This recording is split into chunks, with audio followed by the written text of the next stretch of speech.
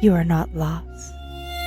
You've been hidden, and you have the power to go beyond the veil.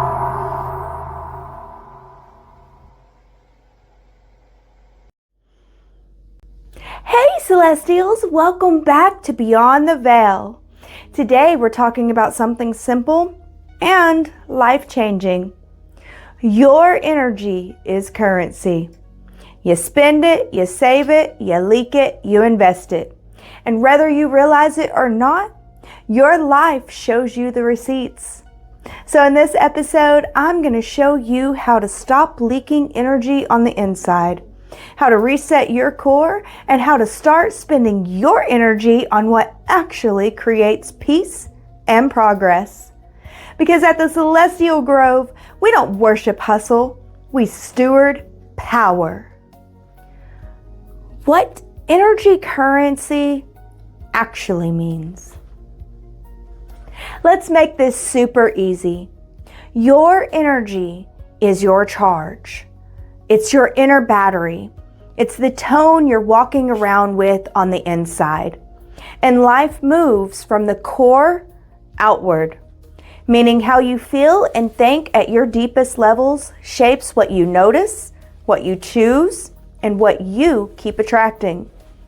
Energy is the lens that you look through to view the world. So the outside can look the same, and the whole experience can feel different to different people. The same day, the same world, but different inner energy, different realities. And Celestials, this is where most people get stuck. They try to change the outside first, while the inside is still running the same old program. Core first. Here's an analogy that makes this click easier. Think about your body when something is off in your core, your nervous system, your gut, your spine. The effects, they show up outward. You feel it in your body, but you see it in your focus, and you pay for it in your mood, and you sleep or don't with the consequences. So you can chase symptoms all day, or you can go, wait, what's happening in my core? Energy works the same way. When your inner center is off, it leaks into everything. You react instead of respond. Your focus begins to fragment. You repeat the same mistakes over and over, and your ideas dry up, and even small things begin to feel heavy. So the goal is not to become perfect. The goal is to become a regulated person, a person who can stay steady inside their own body. The sneaky internal leaks. Most people were taught to manage time and tasks, but nobody taught us to manage our energy. So we end up leaking it constantly, and half the time we spill it silently. You want to know where your energy goes? It doesn't just disappear. It trickles out quietly through trying to prove yourself, through that subtle, constant attempt to earn your worth and permission to take up space, as if existing requires credentials. And then the mind will start spinning, overthinking, replaying one moment like your brain gets paid per loop whenever it doesn't, rewriting what you said, rehearsing what you should have said, predicting what they might say next time.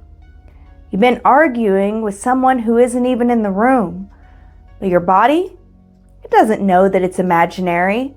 It tightens anyway. And then you call it relaxing whenever you're scrolling and feeding your body chaos after chaos, as if it's a steady diet.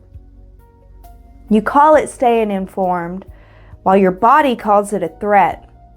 And when it's all too much, you turn inward with guilt, which is punishment dressed up as growth, pressing on the bruise to prove that you've learned. And the deepest leak is also the quietest one. Self-abandonment.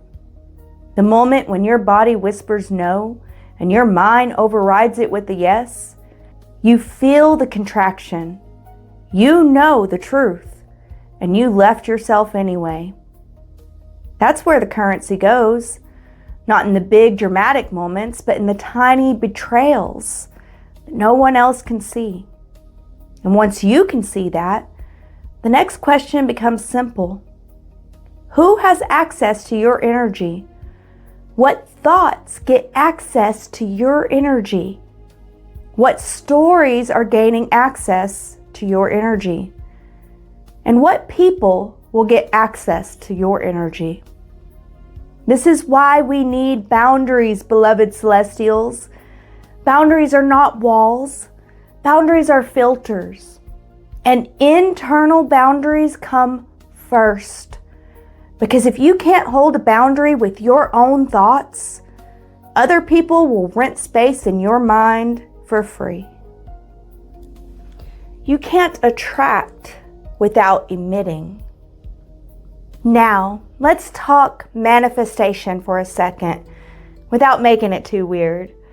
A lot of people want the universe to bring them what they want, but they don't want to become the version of themselves that can receive what they want.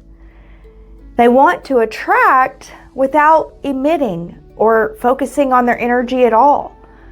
But celestials, life can't match a signal you refuse to broadcast. And flow is not passive. Flow is harmony. Sometimes harmony feels like rest. Sometimes harmony looks like bold action. But harmony always looks and feels like truth.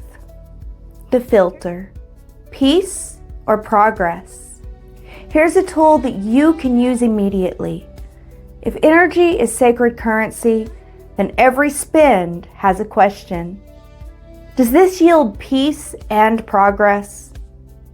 I'm not talking about comfort, I'm talking about peace, the kind that comes from being in integrity.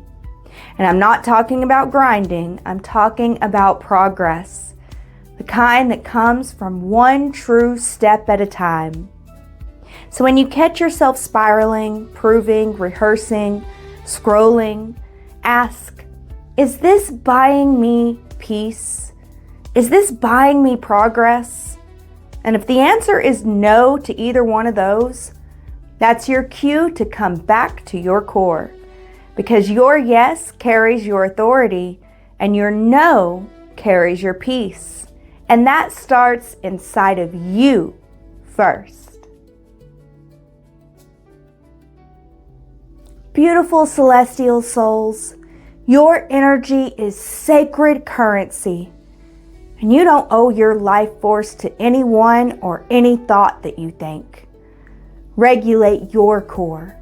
Use your boundaries and filters and emit your true signal. If you want to go deeper, visit www.celestialgrow.academy. And in the next episode, we're going to get very real about boundaries and people, how to stop oversharing, overhelping, and overextending, and how to keep your energy clean when the world is loud and hungry. Because waking up in a world built to keep you asleep, that takes true energetic skill. Thank you so much for walking with me today. Through the veil, with love.